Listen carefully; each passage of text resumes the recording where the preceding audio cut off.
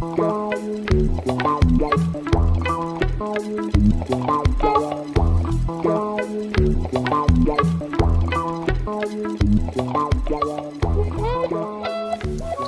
I'm really very happy to be here. I'm very honored.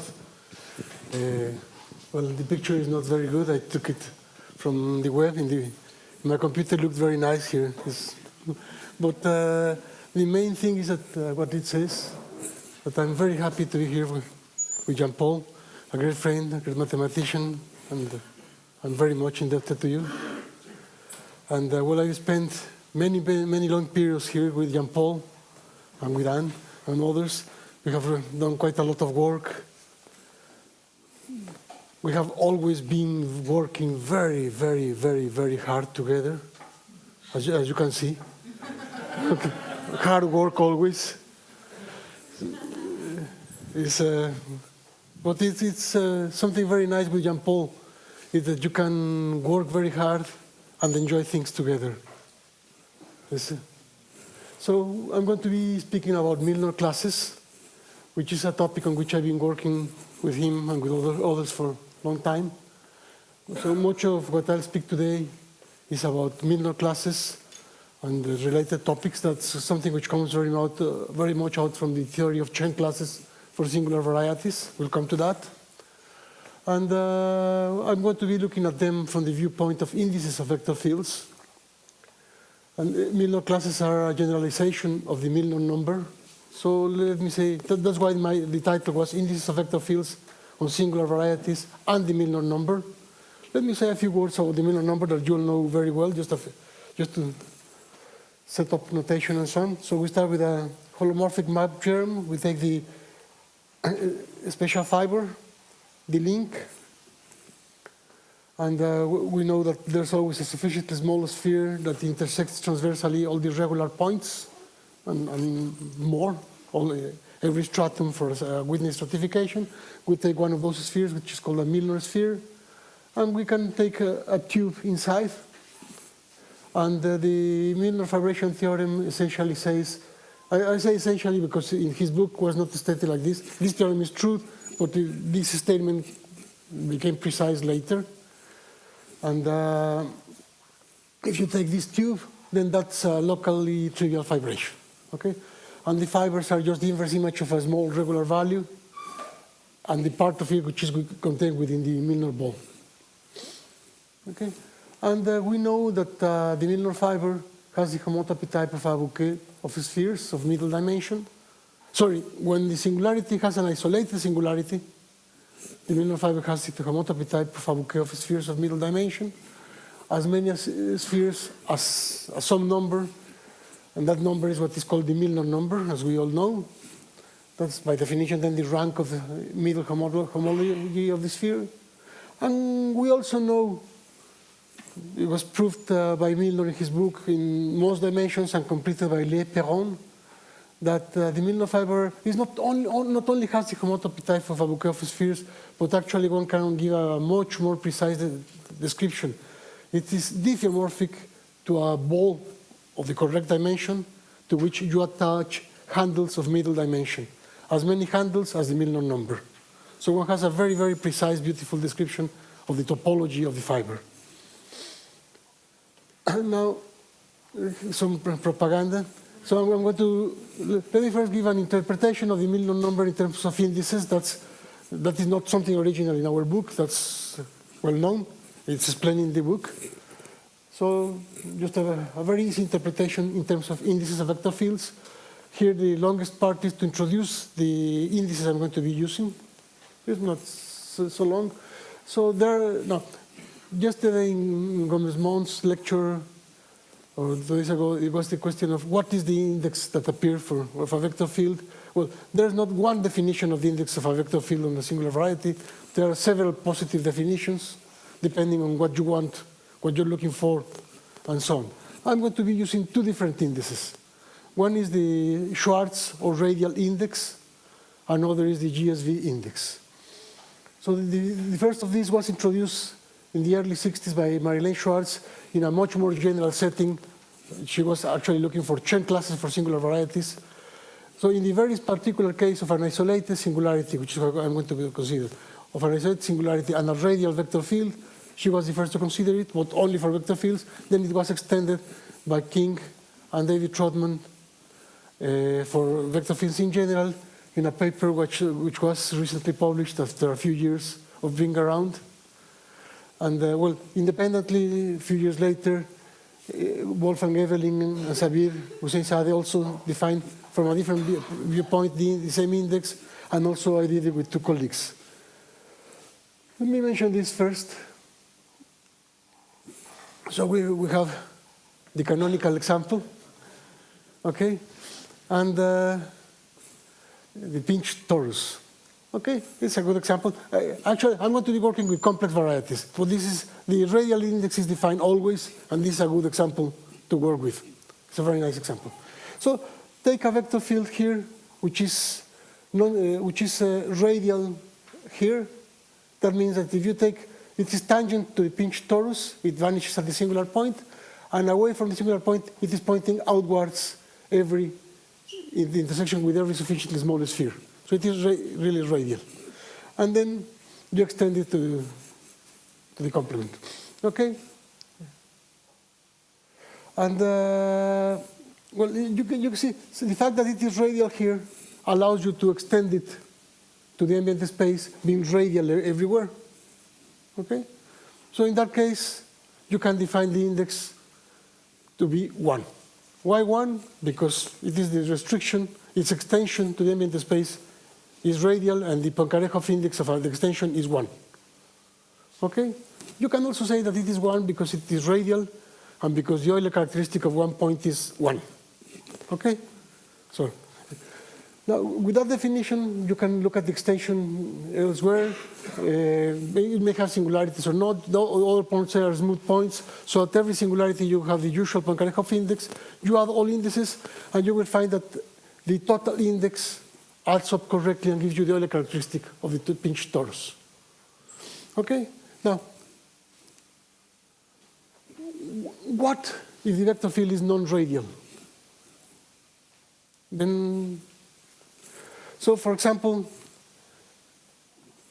take a vector field here, which is the restriction. So we have the pinched torus. Okay, and you have the usual torus. Well, and then take a vector field here, which goes like this everywhere, in a neighborhood, everywhere. It's flowing like that. So when you come to the torus, you can make it tangent to the pinched torus. This is a very nice vector field. Here, it is radial in this way. It is going away from every sphere in this side. But in this side, it is going inwards. Okay, so now you could say, well, let's define the index here to be its index in the ambient space. It is restriction of a very nice vector field on the ambient space. We can define its index here to be the index in the ambient space. But then the index is 0, and you have no more singularities on the torus. Then this is not giving you the correct number somehow. It's giving you a number, but it's not only that. You want something which depends. You are looking at the vector field on the singular variety. And the same vector field can be extended to the ambient space in many ways. Then, in the previous case, you were having a radial vector field, and you were taking radial extension. That's canonical. That's okay. Here, the vector field is non-radial, and you're taking one extension. Why this one and not another? Okay, so you want to define something which is intrinsic of the vector field. Okay, so you can do as follows. So to get an invariant of vector fields on singular varieties, you have to take something that depends only on the behavior in the singular variety. Okay, so you can do the following. You take a neighborhood, you take an intersection with a small sphere, and you take another, say, one smaller sphere and a smaller one. Here, you have the radial outwards pointing vector field, which is canonical, up to homotopy. It's canonical. Now, Here you put your other vector field, the one you want to define its index. Here what you have is a cylinder, is the link times the interval. You can put there any vector field you want with isolated singularities extending the two vector fields on the boundary. You count the number of singularities and you get a number, and you say that that number is the difference between your vector field and the radial one. And then you can define the radial index of this vector field here to be 1 plus this difference. Okay, that's a definition. So going back to the pinch torus, I thank Julie for allowing me to use her this. So going back to the pinch torus, you have the two branches of the pinch torus, 1, 2. Here you have the radial vector field. Here you have your given vector field. In the example I gave, here it was pointing this way. So here in this side you can complete it. You can extend it with no singularities at all. Okay? Now, in this side, here it is pointing outwards, here it is pointing inwards. That seems to be giving you trouble. But there's not really so much trouble. You have like this. Here it is pointing outwards. Here it is pointing inwards. Okay? But then as you move here, you can just start rotating it. And then you come like this. And you can extend it to the interior with no singularities. So the difference between this one and this one is 0. So you define the index of the... Yeah, in this example, I am in the 2 torus. Not only even, it's 2. Okay? It's even, of course. Okay? So in that case, in this side you have the radial vector field.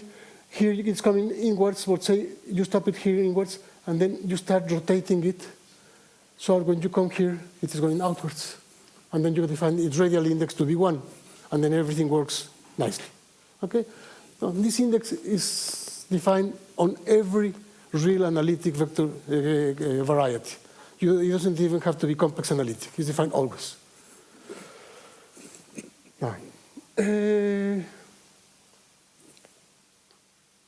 Now, sorry. Okay, now, there's also the other vector field I want to consider is the so-called GSV-Index, which was studied a time ago by Gomez-Mont, Verhofsky, and myself. And so, okay, so this is defined for vector fields on hypersurfaces or more generally complete intersections. So suppose you have a complete intersection germ defined by k functions, holomorphic in this case.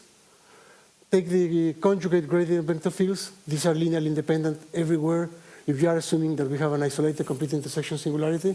So everywhere here except at the singular point, these are linearly independent. And they are orthogonal to the singular variety. So if you have one given vector field which is tangent to the variety, these form together a k plus 1 frame in Cn plus k. So restricted to the link, they give you a map from k into the Stiefel manifold, up to homotopy, into the Stiefel manifold of k plus 1 frames in Cn plus k. Now, so you remember this definition is very analogous to the classical definition of the Poincaré-Hopf index, that is the degree of a certain map. Here, these maps have a degree.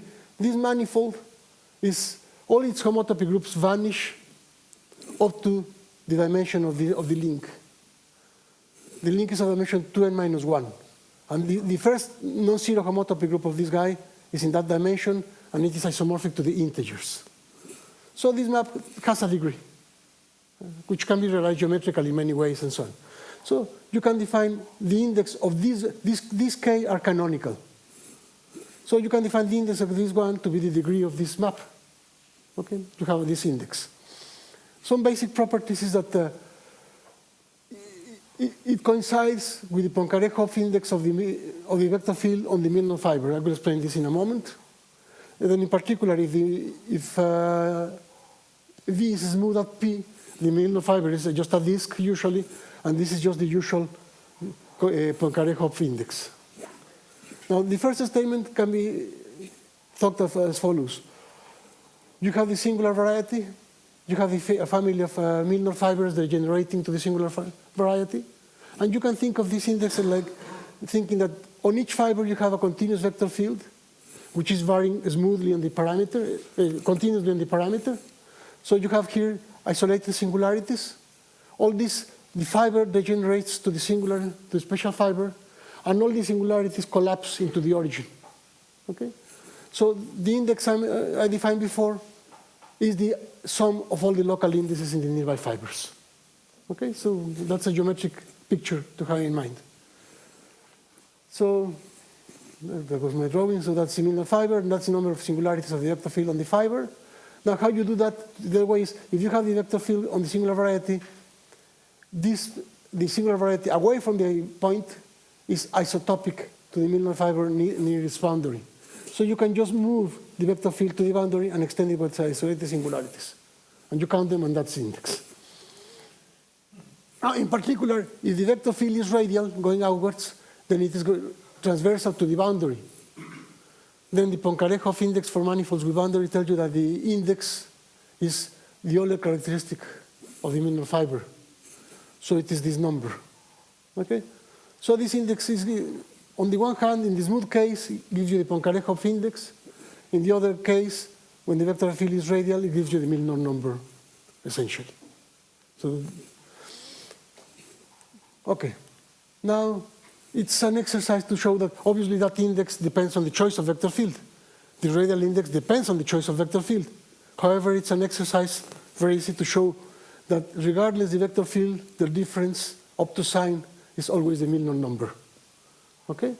So that's a way of defining the Milnor number, or a way of computing the Milnor number if you want.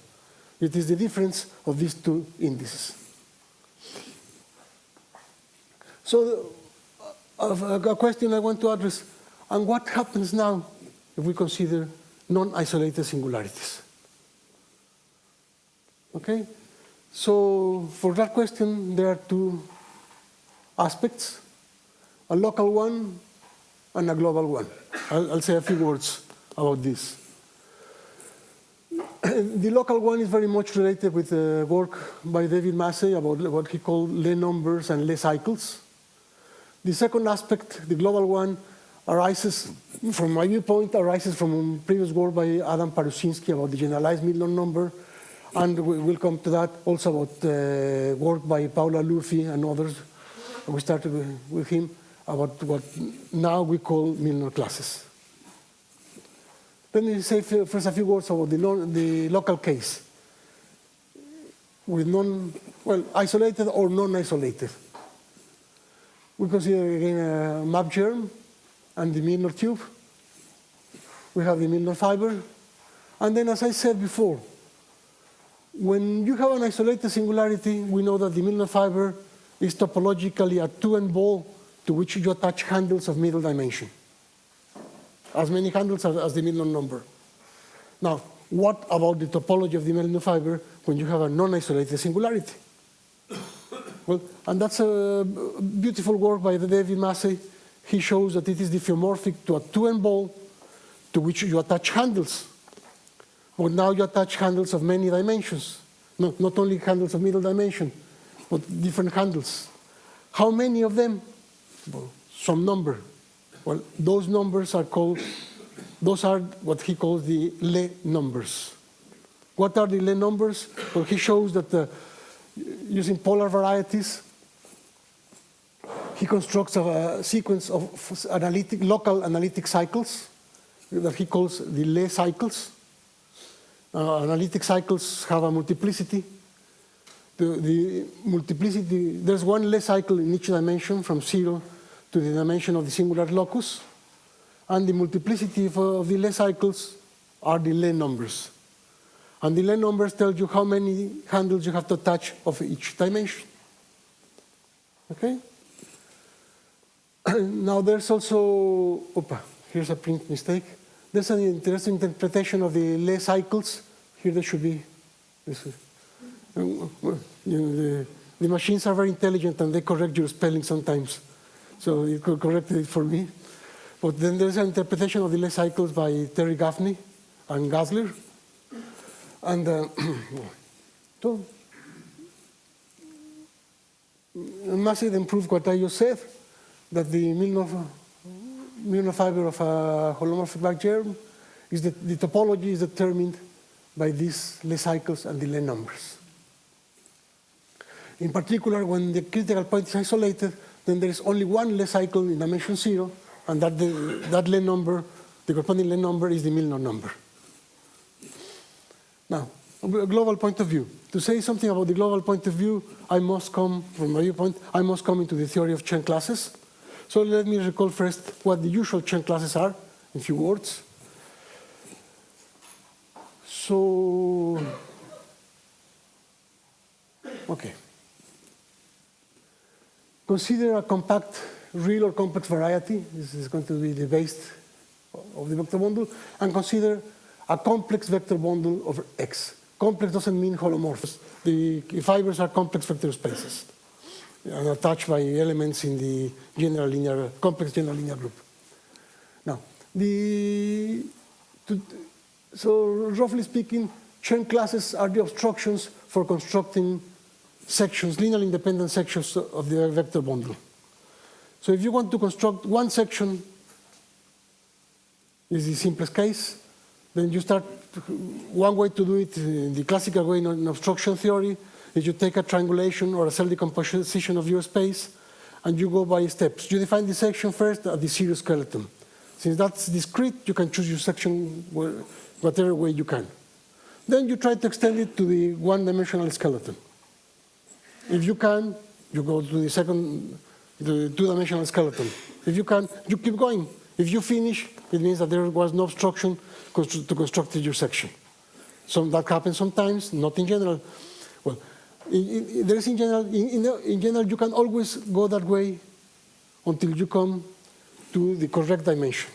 And then when you come to that dimension, you meet a first possibly non-zero obstruction. That first possibly non-zero obstruction is what is called the top Chern class of the vector bundle. Why top? Because you are constructing one section. If you want to construct two sections, obviously you are going to have more troubles. Then your first possibly non-zero obstruction will be in a lower dimension, and so on. So in general, Chern classes, to define the Chern class Ci, see if you have a vector bundle of dimension, fiber dimension k, this is going to have k Chern classes. Well, k plus 1. C0 by definition is 1.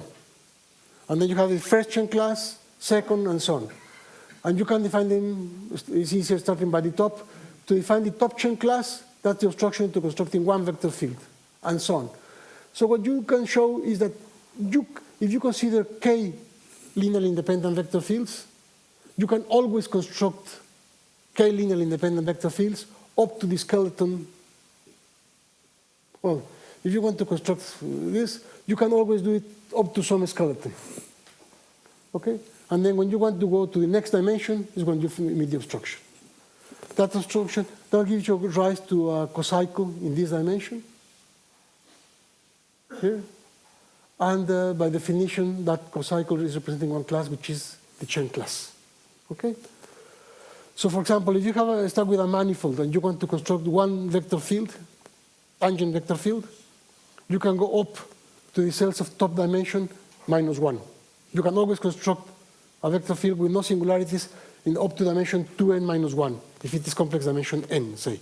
Then when you want to go to the top dimensional cells, for each cell, you have one possible point where you cannot do it. That gives you a local Poincaré-Hopf index, and that is the local obstruction. That gives you rise to a cocycle. The cocycle you get is the Euler class, which coincides with the top Chern class. But you can do that for two vector fields or so on, or for any section of a vector bundle. Now, by definition, you have the total Chern class, which is a polynomial. It's the sum of all the Chern classes. So these are elements in the cohomology ring. And if your manifold X is smooth, then there's Poincaré duality. And you can look at these classes in homology. This is what are called the homology Chern classes. Now, by definition, if X is smooth, its Chern classes are the Chern class of its tangent bundle. Now, what about singular varieties? Okay? Now, then, just as for vector fields, there's not one definition of Chern classes. There's one more canonical, which is the now called Schwartz-McPherson classes, but there are also the Fulton-Johnson classes, there are also the Fulton classes, and you can define other classes. Okay? So now, which is the difference? Well, it depends. Each family has different properties, and it very much depends on what you are looking for, what you want. Or, as we learned from Jean-Paul, it also depends on who plays this role of the tangent bundle when there is not a tangent bundle. So you can be speaking, for example, about the stratified vector fields, or you can be speaking about sections of the Nash bundle, or you can start looking at the virtual tangent bundle when there is one, so on, or the coherent tangent sheaf, or etc. Okay? So I'm going to focus on these two families of characteristic classes, the Fulton-Johnson classes and the Schwartz-McPherson classes. And let me just mention that just as the usual Chern classes are very much related to the Poincaré local index, well, the Schwartz classes are very much related to the Schwartz index, because by construction, Marilyn Schwartz defined the index to construct the Schwartz classes. And also the GSV index turns out to be very much related with the Fulton-Johnson classes, and that was an accident. Now, let me say first a few words about the Fulton-Johnson classes. And suppose that X is you have a complex manifold, and suppose X has complex codimension 1 in M. See, the simplest case. Okay, so X is a divisor in M, and is defined by the series of some holomorphic line bundle L. Okay? L restricted to the regular part can be identified as isomorphic to its normal bundle. And in general, you have a short exact sequence of sheaves. Here is the tangent sheaf of X, the tangent sheaf of M restricted to X, and the normal, well, and L restricted to X, which is the quotient sheaf. Okay? And if X happened to be smooth, if these were smooth, this would be a normal bundle, or it's isomorphic to a normal bundle, and you will have a C-infinity splitting of the tangent bundle. Whenever you have a manifold and a smooth submanifold, the tangent bundle of the big one is the direct sum of the tangent bundle of the small plus the normal bundle, C-infinity. Okay? So if X were non-singular, you will have this splitting. And in that case, the total Chern class of this is going to be the product of the total Chern class of this plus the total Chern class of this, a well-known formula for Chern classes. Okay? But then we can do some algebra and pass the total Chern class. I mean, from this, we can deduce this, that the total Chern class of this guy is going to be that of this times the inverse of this one, because we pass it to the other side. Okay? And this is perfectly correct. This is well defined, because in the cohomology ring, this element, which is the total Chern class of this one, this has an inverse. So it makes perfect sense to do this. Okay? And then, if the X is smooth, we have this, and this is a complicated, if you want, way of computing its Chern class, but it's very nice, because it's giving you the Chern classes of the submanifold in terms of this and this. And now a beautiful thing is that if you see all this side makes perfect sense, even if X is singular. Okay? So if X is singular, you can define. If you have no, yes, because if it is a divisor, it's defined by the zero set of some holomorphic bundle. Yeah? Okay. Just away from the singularity, you have an injection. At the singularity, yeah? Okay. Okay, so that's precisely the nice thing, that you can define it always. This makes perfect sense always. And then you can define Chern classes of X, or you can define some classes of X in this way. This gives you a product of cohomology classes in all dimensions. You have the total sum, and that is by definition. Sorry? And in space always smooth. The space is always smooth. Yes, yes, yes. Okay, yeah. And then you can define the total Fulton-Johnson class to be this product. Okay, so this is a product which is going to give you cohomology classes in various dimensions. You put together all those in one dimension, and that is the corresponding Fulton-Johnson class in that dimension. And you go in all dimensions. Okay, and then you have very canonical characteristic classes associated to every variety. Now, I did it here for hypersurfaces. If instead of hypersurfaces you had a complete intersection, it would be exactly the same. If it is a complete intersection defined, by a regular section, by regular sections of some k-dimensional bundle, you will have exactly the same. But something very nice of these classes is that you don't, I mean, they are really defined always. Not in such a simple way, you need to do something else. You have to use the Seade class. Okay, so this is the definition I gave before. Well, and before moving that, just let me remark that the way I deconstructed them, they are in cohomology. They are chain classes of vector bundles, they live in cohomology. But in some singular, complex analytic singular varieties, you have the Poincaré morphism. Okay, and here's, you can read about it here. So you can also map them here. This is not an isomorphism, but this is a very nice morphism, very interesting. So you can look at these classes in homology. Okay, I put chapeau when I look at in homology. Okay, a hat. So these are the Fulton-Johnson classes in homology. And why in homology? Because I want to compare them later with the Schwartz-McPherson classes, which are in homology. Okay, so we'll have them here.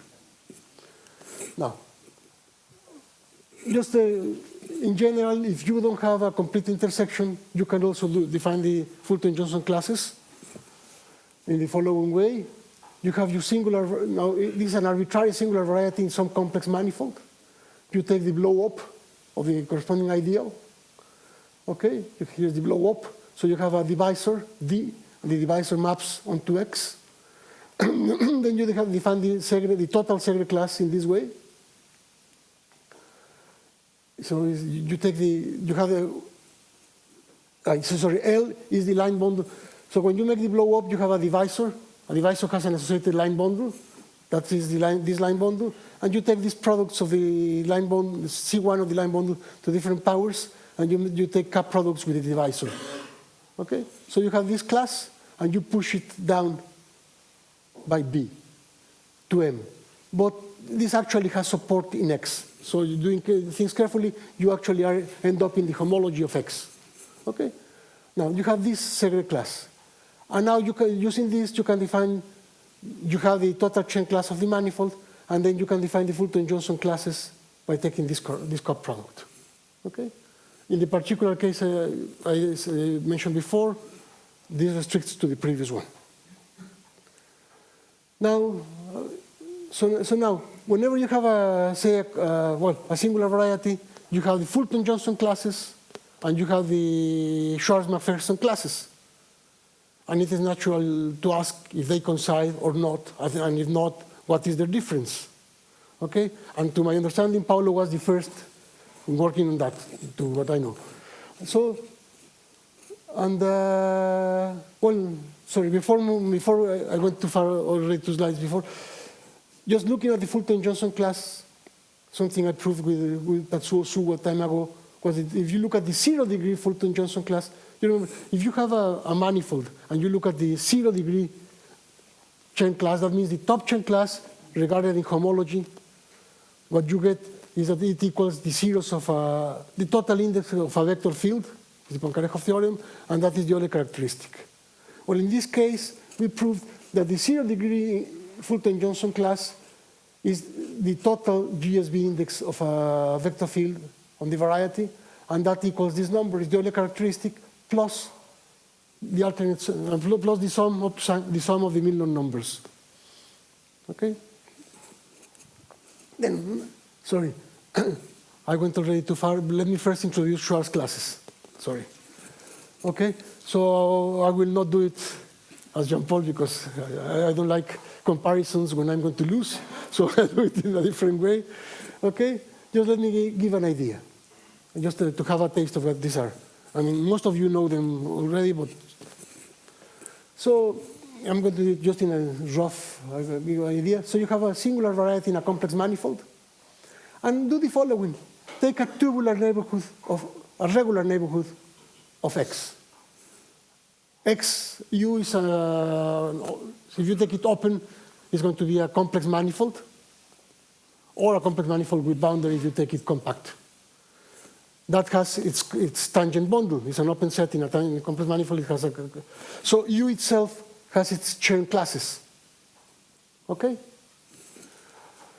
And then its Q Chern classes, by definition, the obstruction to constructing an R frame, where R is this, on the 2Q skeleton. You can always construct these many sections of the tangent bundle of U up to this skeleton, and then when you want to go one dimension high, you meet an obstruction, and that is by definition the Chern class of U. Okay? So far, I'm not using X, it's just U. Okay? Now,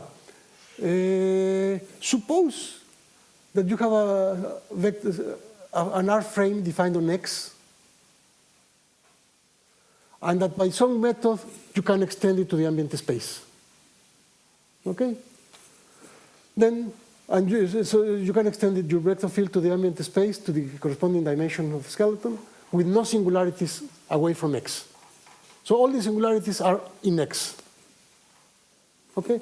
Then, when you look at the obstruction on U to extend that frame, well, all the singularities are going to be in X by definition. Okay? Then you are getting a representative of the Chern class of U, which vanishes away from X. Okay? That means that you are getting a representative of the Chern class of U, which actually lives in this relative cohomology.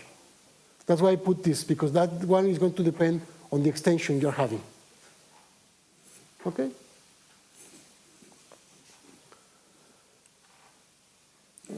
A trivial example. Suppose you start with 2 disks in C, and you want to construct one vector field, and you have a vector field away from the origin. Well, if you look at the obstruction theory point of view, that vector field is going to give you the first Chern class of the disk. It's going to be obstruction to extend it as a section, blah, blah, blah. But the first Chern class of the disk is 0, because the cohomology of the disk is 0. So if you just do that, you get nothing. But if you look with more care, the extension to extending that specific vector field is going to give you an element in this relative cohomology group. And that is isomorphic to the integers. And the integer you get is the Poincaré-Hopf local index. Okay? So that is what is happening in the other case. Here, we are having the Chern classes of U, though they live in the cohomology of U, the absolute cohomology, but we are looking at them, we are choosing a specific extension away from X that gives you a relative class. Okay, so now we come to this case. So when we have the Chern classes of U live here, and the extension of R is giving you a lifting here. It's giving you a way to represent these Chern classes in this relative cohomology. When you map them here, you go back to the previous ones, but the choice of lifting depends on the choice of this guy. Okay? Then you have a proposition or definition. You can say that the Schwartz class of X is the relative Chern class here, which is determined by extending to U by radial extension a suitable R frame, which is controlled by radial extension on the appropriate skeleton of X. Okay? So you have the Chern classes. So you take sections of U, of the tangent bundle of U, on X. You want them to be specifically constructed. You want them to be tangent, they must be stratified vector fields tangent to X. And then they are giving you the Chern class of U restricted to X. Now, you want to extend them to the ambient space. What you're going to get depends on the way you extend. So you don't extend them in any way. You must extend them in a very careful way, which is called radial extension. And then if you do that in that way, you get something canonical. Those are the Schwartz classes. Okay? 2n minus 2s plus 2.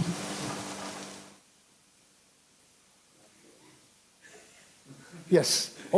Up to there, there's no obstruction. You can always do it up to there, and then the next step is when you have the trouble. Yes. Thank you. Okay? Okay, so now, again, Poincaré duality takes you from here into here, and this is the homology of X. So you can think of this as homology Chern classes. And then there's a very nice theorem of Jean-Paul and Marlene Schwartz, saying that when you look at the Schwartz classes and you map them to homology, what you get are the McPherson classes. They coincide. Okay? So we call them now the Schwartz-McPherson classes. Now, when you have a singular variety, then you have Schwartz-McPherson and Fulton-Johnson classes. And it's nice to look at the view, and it's interesting, a natural question is to see if they coincide or not, and how to measure their difference. And their difference is, well, as I said, well. And so the fact that for smooth varieties, these classes coincide with the usual, they are all extensions of the usual Chern classes, with some work allows you to show that the difference of the Schwartz-McPherson and Fulton-Johnson is actually localized at the singular set. So if you look at the difference,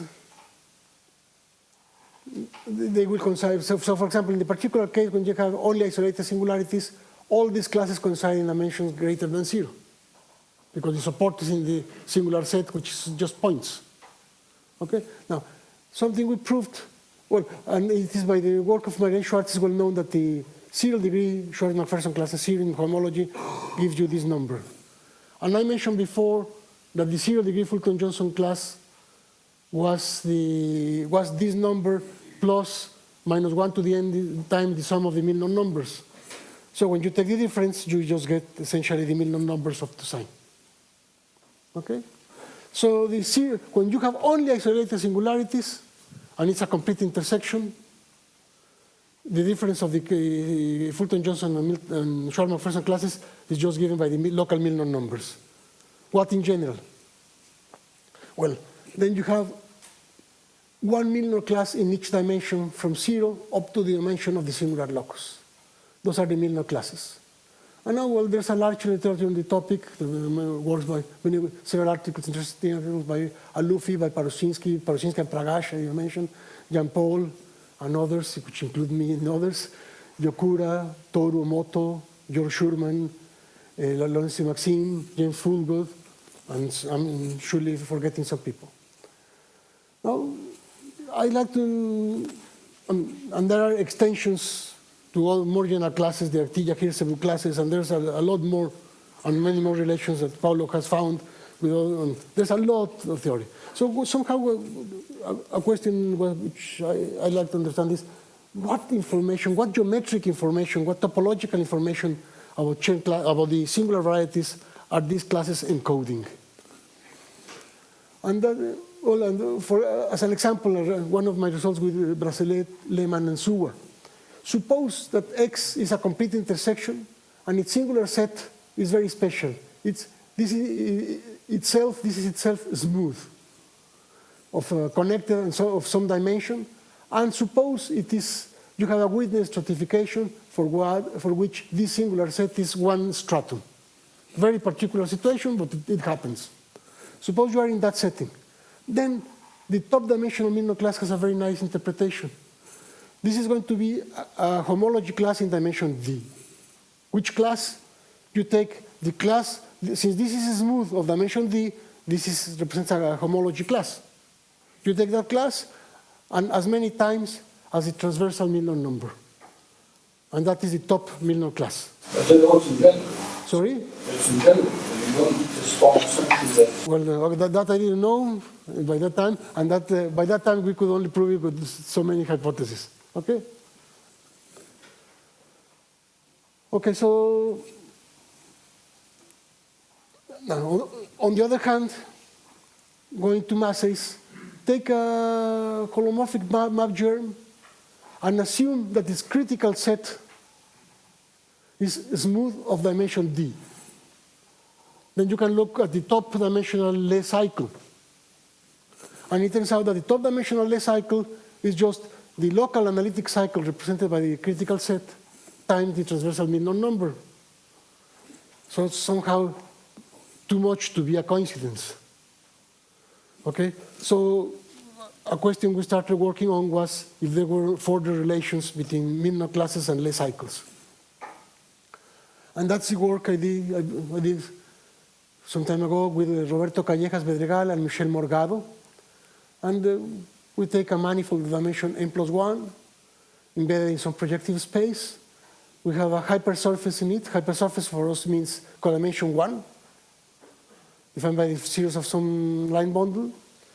We take C1, I mean the tautological bundle over Pn, and we take the corresponding Milnor class, and we prove this, as Yoon Ho said in his lecture, this very complicated or very nice, depending how you look, formula. Well, this is different to his. But the essential thing is that the Milnor classes, I mean, you have global cycles that extend the local Lie cycles, and the Milnor classes are fully determined by this. And conversely, these global Lie cycles are fully determined by the Milnor classes with more information. Okay? So, well, after that, we've been working in the case of complete intersections, which is far more complicated. And well, the complete intersection case is very much related to previous work by Toru Moto and Shoei Yokura, also by work by Schurman, by Maxime. And just to finish, let me address a very simple to state question, maybe very simple to answer for someone, not for me. Question, just let me consider an isolated singularity, complex isolated singularity germ. Suppose it's algebraic. And now compactify it by adding a divisor at infinity and resolve the singularities at infinity. Okay? So you get a compact variety with one isolated singularity. Okay? Then it's an exercise to show that the Milnor class of this guy, well, all Milnor classes will vanish in dimensions above 0. You have only 0 degree Milnor class. And this 0 degree class does not depend on the compactification. So it's something that depends only on the germ you started with. So if this happened to be an isolated complete intersection singularity, that number you get is the usual Milnor number. And if there's no Milnor number, what is this guy? Okay? I don't know. So I leave this as an exercise. Okay? And thank you very much for your attention.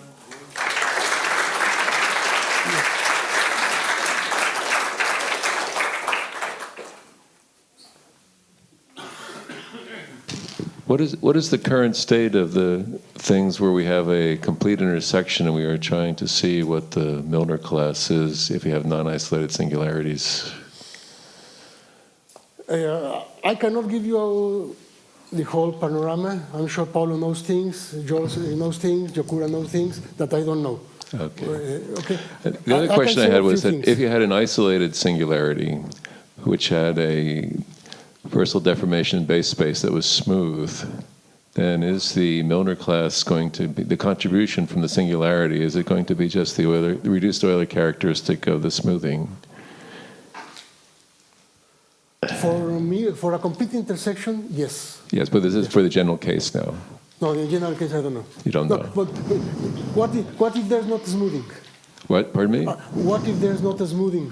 Well, that's why let I'm me say- assuming that the base space of the versal deformation is smooth itself, and so that we have a unique smoothing. Okay, okay. But I guess then- I'm assuming that this is Yes. defined as well. Yes.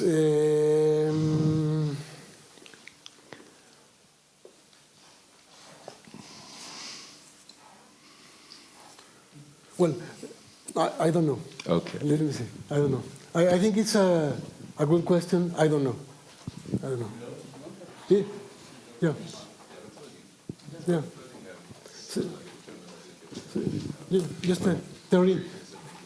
For the few examples I know in complex dimension 2, what you say is true. But it's just an experimental thing with very, very little experiments. I think we're going to be able to compute these for maximal rank determinant. Okay, that would be very nice. Hello. I would like to wonder if these new theories include the definition by Joseph Yomdin. There was some paper by Joseph Yomdin in case of one-dimensional singularities. It was Siberian Journal, 1973, who introduced analog of Milnor class via mappings to Stiefel manifolds. Okay. Okay, I mean, probably these new things cover it, but did you ever investigate this connection? I'm not. I was not aware of that paper. I can say this very precisely. It's, you know, Joseph Yomdin is quite such well-defined. It's, in 73 he wrote this paper. I wrote a review on this paper. That's why I remember. Okay. So maybe it's curious. Maybe, of course. I was not aware of that paper. Okay. I'm not aware yet. I have to look at it. Yeah. Now I know it exists. Again,